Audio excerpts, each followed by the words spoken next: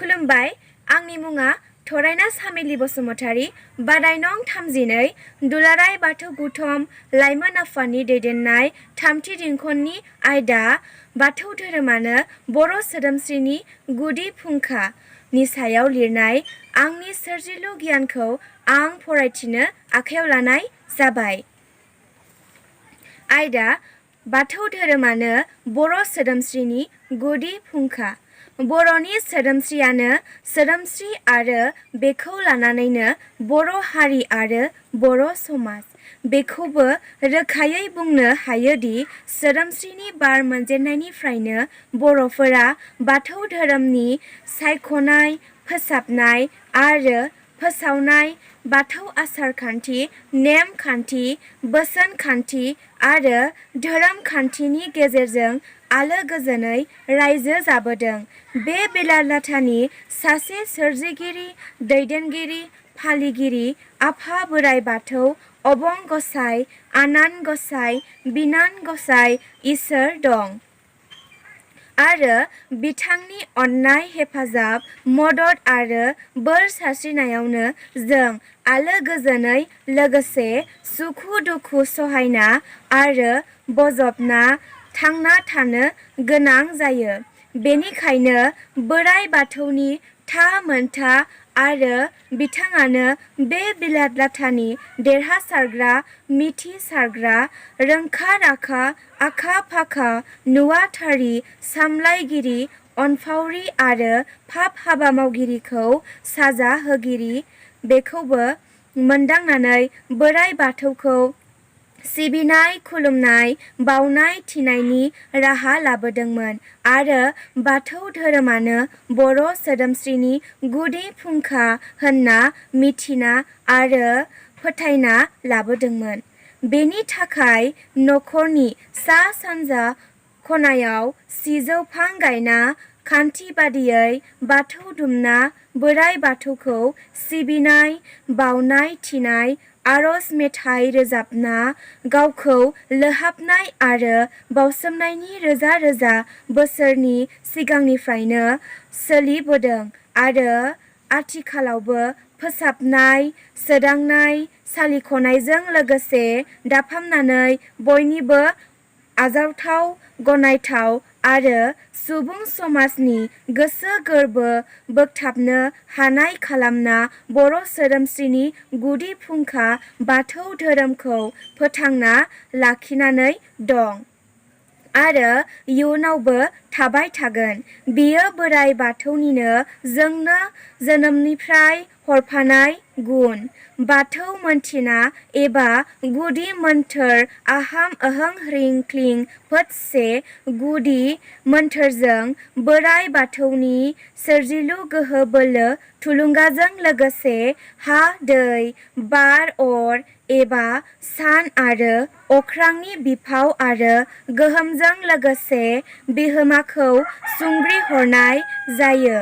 बेजों लोगोसे मिथिंगा बिमा सिबियारि महरै बाथौ धोरोमखौ बर' सोदोमस्रिनि गुदि फुंखा बे खौरांखौबो जोंनो फोरमायथिदों। बोराइ बाथौखौ गोसो गोरबो जिउ सोलेर बाउना खुलुमनाय, सिबिनाय, बावनाय थिनायनि गेजेरजों सुबुङा गोजोननाय, गोहो बोलो, थुलुंगा मोनो। हाबा हारिमु रैखा खालामना गावनि आथिङाव गाव गसंना साखा-फारा जानो हायो। अबंलावरि आफा इसोरखौ फोथायनाय सासे सुबुङा सुबुं माहारिखौनो फोथायनो आरो अननो, सिबिनो, खुलुमनो सोलोङो। बुंनो थाङोब्ला बर'नि राव, थुनलाइ, हारिमु आरो सोदोमस्रिनि फुंखायानो बाथौ धोरोम। बर' हारिमुनि दामनाय-देनाय, खननाय, मोसानाय, फाव दिन्थिनायनि बेगर फोजेननाय जायो बोराइ बाथौ आरो गुबुन गुबुन मोदाय-मोदायजो, बाथौ गुरु-गुरुजो फोरखौ फुजिनायनिफ्राय खेराइयाव अजा जानागुरु दौदिनि खाम दामग्रा मोसाफाग्रानि फाव फेसन मोसानायनिफ्राय फावथाय, खन्थाइ, सल' सल'मा, रायथाइ बिजिरथाइ थुनलाइनि जोनोम जादों। खेराइनि बायदि खिसिम मोसानायनि गुबुन गुबुन सानथौ सानस्रि सानथौखौबो फोलायना होनाय जायो। बाथौ धोरोमनि गुमुर बोराइ बाथौनि गोहो बोलो बोर मागिनायनि नेरसोन दिन्थिना बाथौ सिबियारिनिनो फोरोंनाय जायो।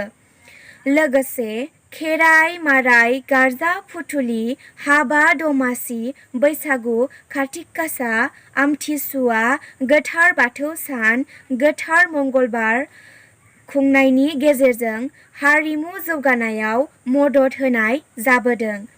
खेराइयाव दामनाय देनाय बाहायनाय सिफुं खाम जथाफोरा बर' हारिमु मुलुगनि गोजों नेरसोन।